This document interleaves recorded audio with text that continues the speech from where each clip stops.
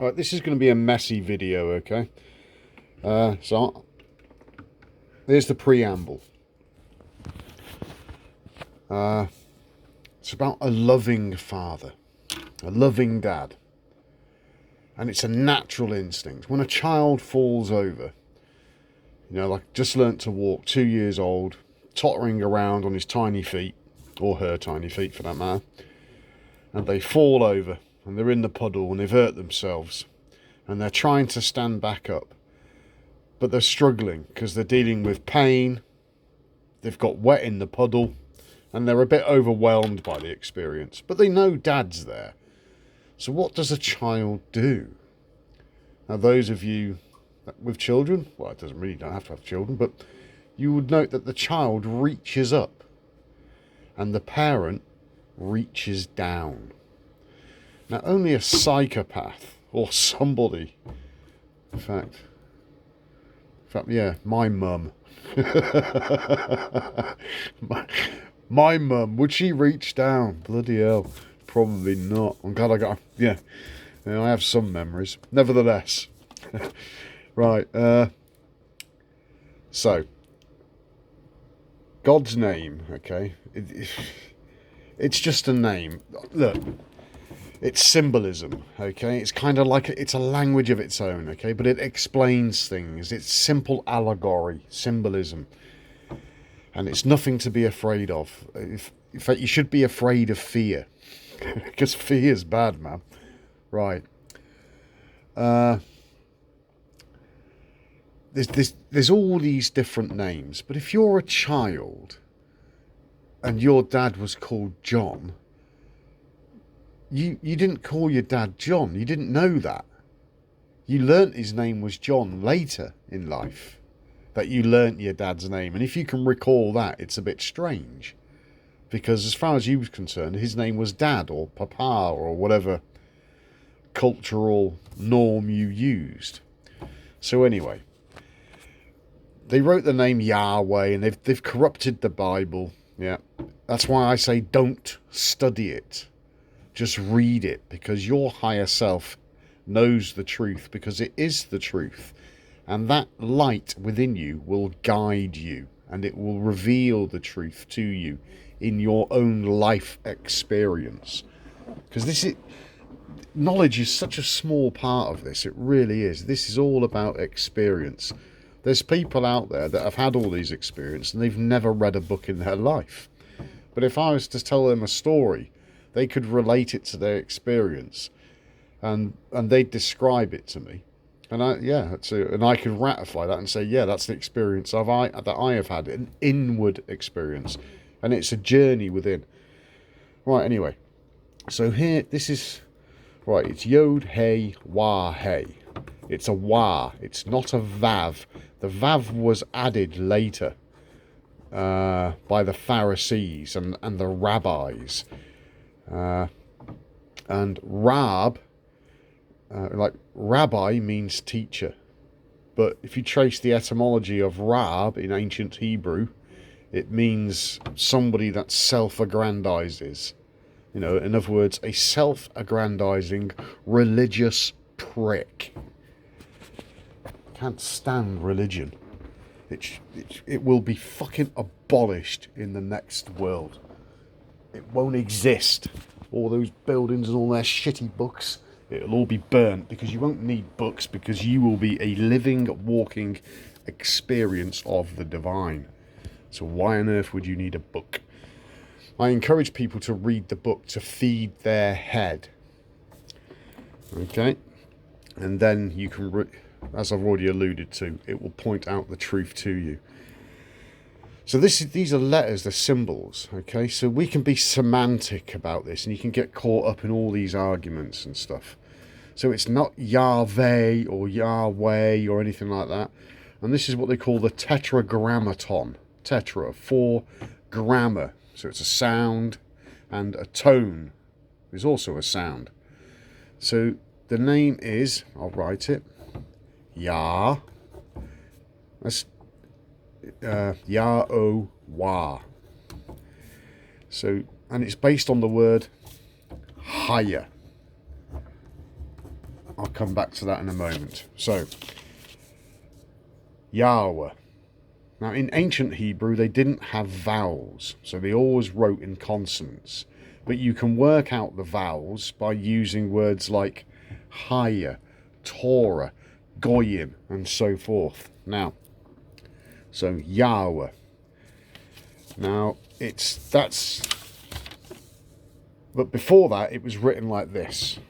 This is terrible doing it like this, I do apologise. There's an arm reaching down. There you go, a big, strong arm. And next to it is...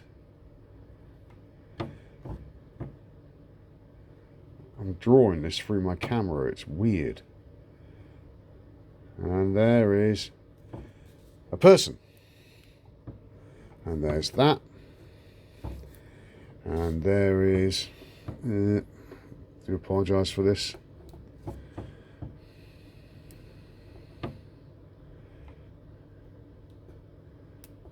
There you go. Okay, now, the children of God. Jesus said, be like a child. And as I've alluded to, a child that falls over, it reaches up to God. So, you are a child.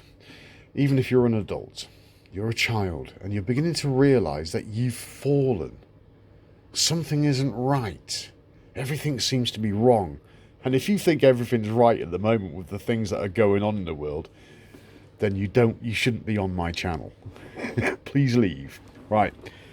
So the child recognises its position and reaches up.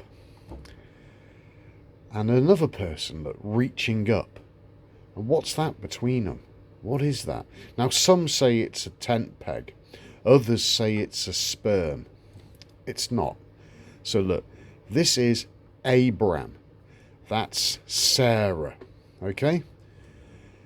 So we'll do it like this. Sarah, Abram, Sarah, Abram, Cerebrum, Cerebrum, Cerebrum, Cerebrum, Brum.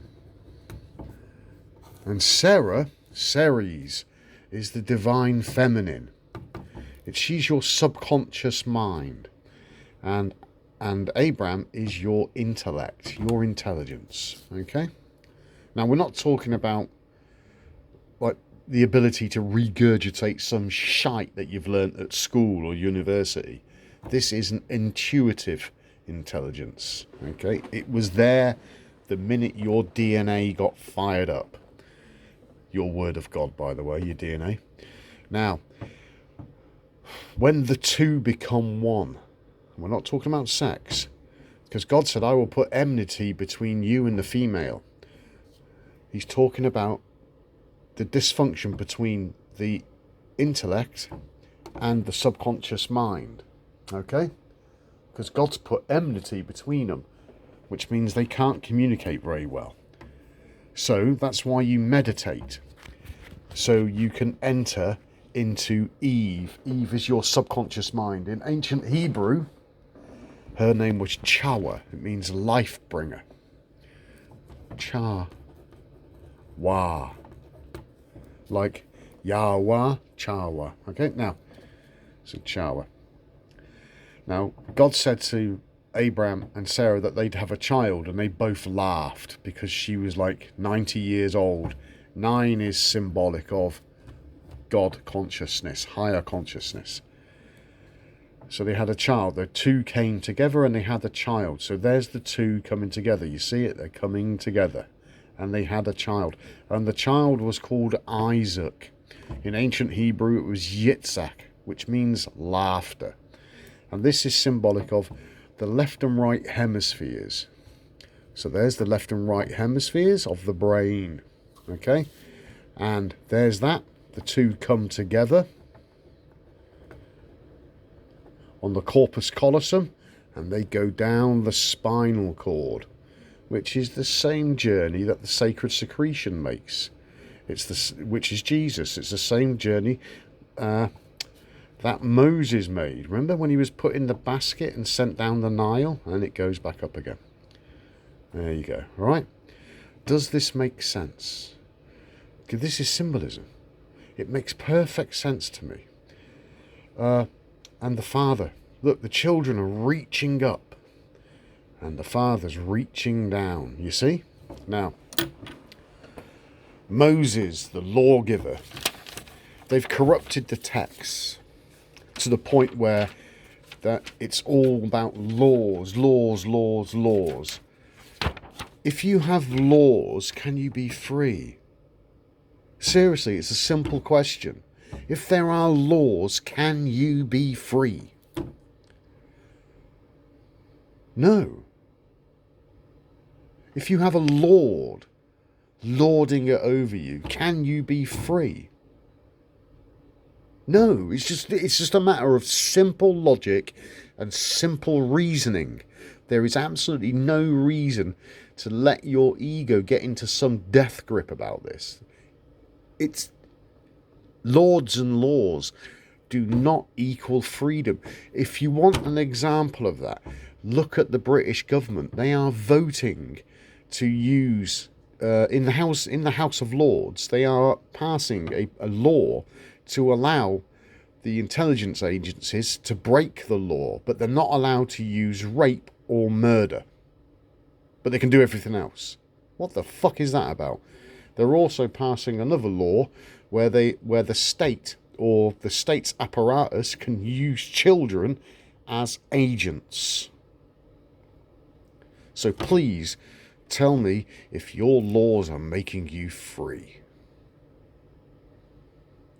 And if you doubt what I've just said about the British government, Google it. Educate yourselves. Autodidactic. Take responsibility and seek things out yourself. Or you can just blow it off and go within and seek the truth within. Because that's what it is. It's all there. So don't get caught up about the name. You know, your children. You don't have to know your dad's name. You just need to know it's dad. Let's go back to Yhwh. Now, a loving dad gives instructions to his children. An arsehole of a dad will give laws. So, right, Yhwh.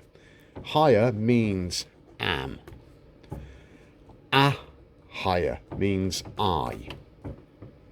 When Moses was on the mountain, so Moses was on the mountain and he was tending his sheep.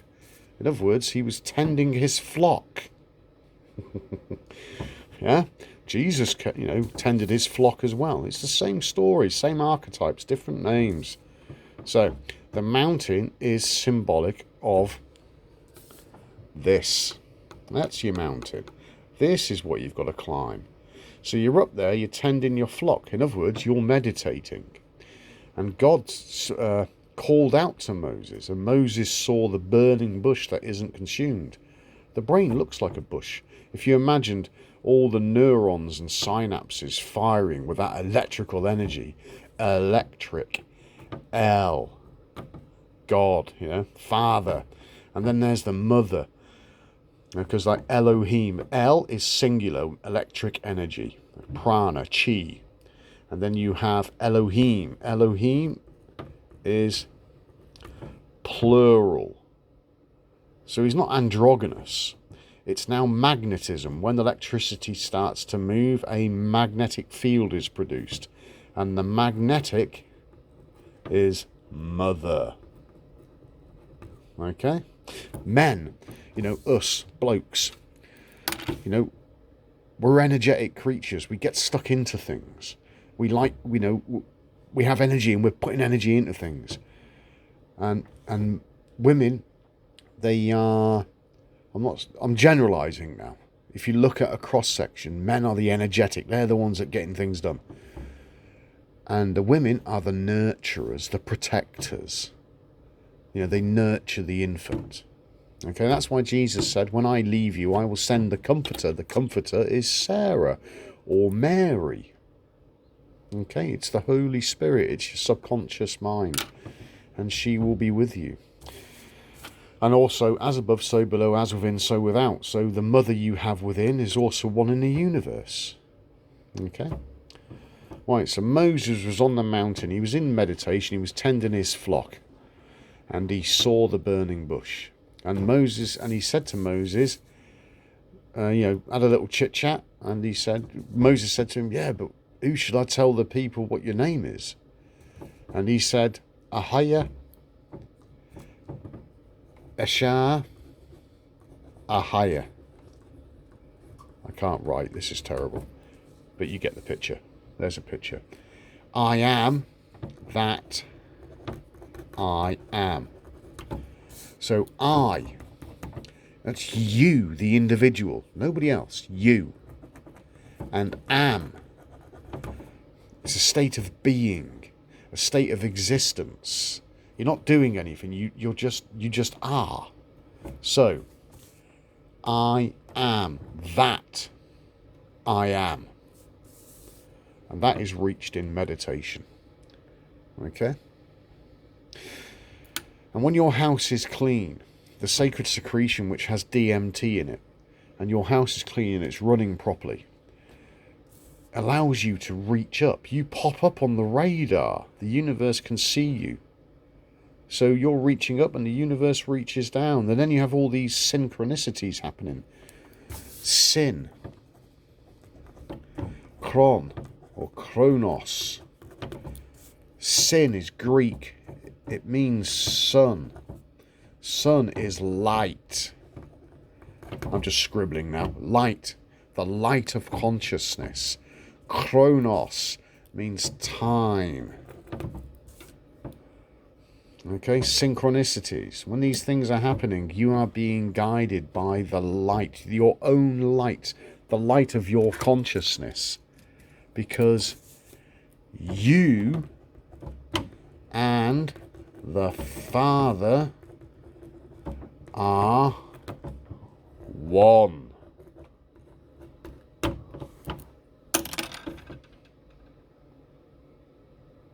That's the truth. That's the truth. It's that simple. Children reaching up, they don't know anything, they're in meditation, they've emptied their cup. You'll receive flashes of light, that's angels, messengers. And they deliver new impulses. You think differently, your perspective changes. Because when you're down here really low, you can't see anything. There's all this shit in the way. But when you're on the top of the mountain, you can see for miles and miles and miles. Okay. And this is not about those two round orbs in the front of your face. This is about the seat of consciousness, your pineal gland.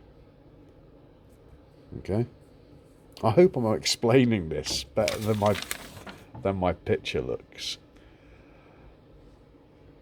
You know, and there it is.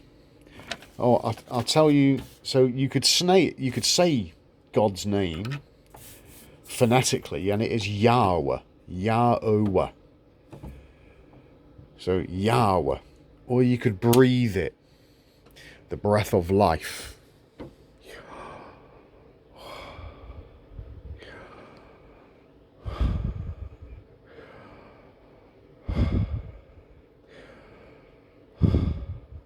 There you go. You imagine you're a baby. Just imagine this. Because you've been there. You've all been there. And you're perfect. And you're becoming self-aware. And one of the first things that you become self-aware of, apart from the slap on your ass when you got hung upside down by that stupid fucking doctor, but you become self-aware. And you become aware of this noise.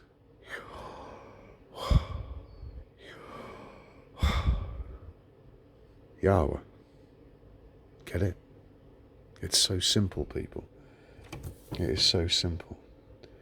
And seriously, the truth is clothed in a garment that is so profoundly simple. If it's complicated, then your mind's in the way. Because the truth is so simple. And it's all within. I've got people writing to me about the Anunnaki, the gods that came from the sky.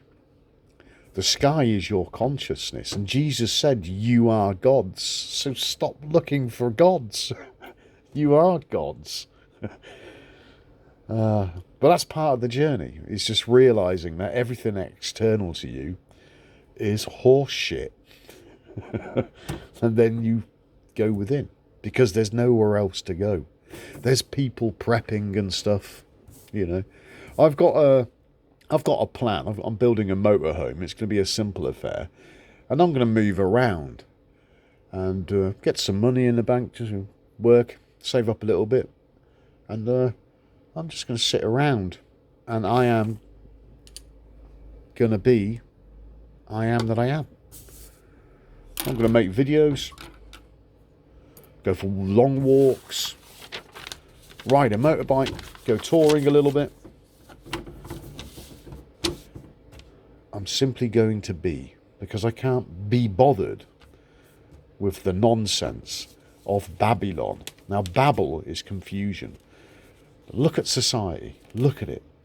They're all being led to their demise. It's so unfair. But I've walked the road. I've eaten shit. I've done all that. And now I know, and I'm known. But so many others, they're entertained by television. They don't, you know, or beer, or religion, or politics, or garbage science. I just can't be bothered with that anymore. I don't want it in my house. I don't want to hear it. I don't want to see it. I find it repulsive. It pisses me off that people can be so misled. But they don't want to know. They're willfully ignorant. They do not want to know. So that's none of my business then. They have free will, and they are exercising their gift of free will. And that, ladies and gentlemen, is none of my business. Anyway, I hope that explains a few things. Have a nice day.